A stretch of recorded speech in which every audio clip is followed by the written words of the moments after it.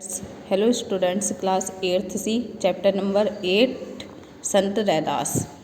संत रैदास जी काशी के रहने वाले थे। उनके पिता का नाम रघु था। रैदास जी कबीरदास के समकालीन थे। रैदास जी की आर्थिक स्थिति अच्छी नहीं थी। वे सत्संग करते हुए बचे हुए समय में अपनी गृहस्थी के जीवन निर्वाह के लिए गांठने का काम किया करते थे। रैदास जी की पत्नी अत्यंत साध्वी और संतोषी थी। जो कुछ उन्हें प्राप्त होता था उसी में संतुष्ट रहने वाली थी। एक बार चंद्र ग्रहण के अवसर पर काशी में गंगा स्नान करने वालों की बहुत भीड़ थी। आने वाले यात्रियों कृपाशंकर नाम के एक पंडित भी थे। घाट पर बहुत अधिक भीड़ होने के कारण उन्होंने सोचा कि थोड़ी देर ठहर कर स्नान किया जाए। पंडित जी एक बरगद के पेड़ के नीचे छाया में बैठ गए। पंडित जी की एक जूती टूटी हुई थी। संयोग से वहीं उसी पेड़ के नीचे रैदास जी जूती गांठ रहे थे। पंडित जी ने अपनी जूती उन्हें काटने के लिए दे दी और स्वयं माला जपने लगे। पंडित जी ने रैदास से पूछा, अरे आज ग्रहण का दिन है, तूने भी गंगा में स्नान किया क्या? उत्तर नाम में मिला तो वे फिर बोले, खैर फुर्सत मिलने पर कराना। रैदास जी ने फिर ना कहा तो पंडित जी झुंझलाकर बोले, तुम अभागों की भागी में गंगा स्नान थोड़े ही लिखा। रैदास जी ने अपने पास पड़ी हुई कठौती को हाथ लगाकर कहा, महाराज मन चंगा तो कठौती में गंगा। पंडित जी रैदास जी को जूती की सिलाई के पैसे देने लगे तो रैदास जी ने व्यंग्य से कहा, महाराज आप पंडित है, ज्ञानी है, धर्मात्मा है, जरा से काम के लिए आप जैसे महात्मा से मजदूरी लूंगा क्या? पंडित जी व्यंग्य तो समझे नहीं, परंतु उनके मन में रैदास जी के प्रति अनुकूल प्रतिक्रिया। रैदास जी ने कहा, महाराज आप स्नान करने तो जा ही रहे हैं, मैं आपको एक सुपारी देता हूँ, वह गंगा जी में चढ़ा देना। लेकिन यह कहकर चढ़ाना कि रैदास ने भेंट भेज दिया। यह कहकर रैदास जी ने एक सुपारी अपनी कठौती में धोकर पंडित जी को दे दी। पंडित जी ने स्नान करते समय वह सुपारी गंगा में बांधी और कहा, गंगा मैया यह सुपारी रैदास ने भेजी है।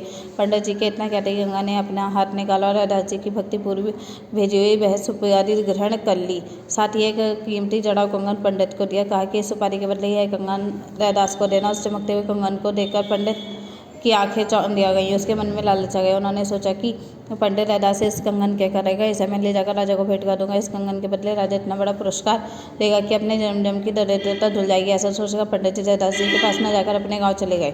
इसके बाद महल जाकर वह गंगा राजा को भेंट कर दिया।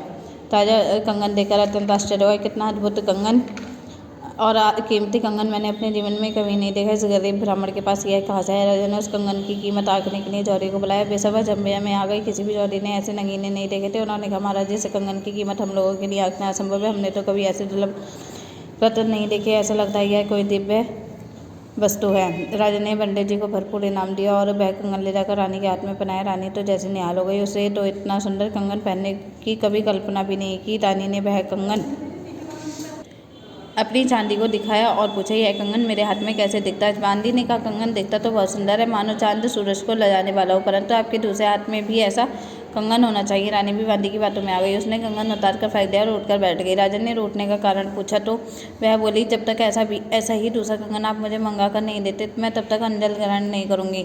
उसने रानी से कहा, तुम व्यर्थ ही हट कर रही हो, यह अनहोनी बात है। किंतु रानी नहीं मानी।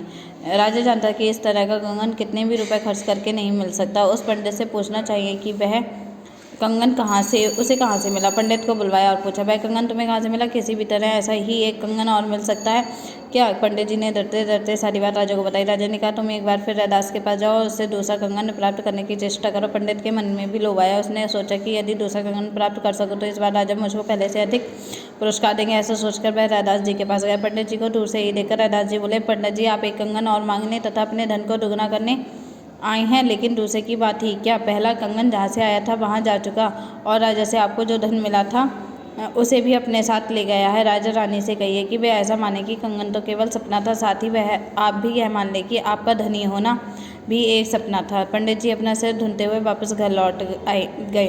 ठीक ही कहा गया है, आधी छोड़ पूरी को धावे, आधी मिले ना पूरी पावे।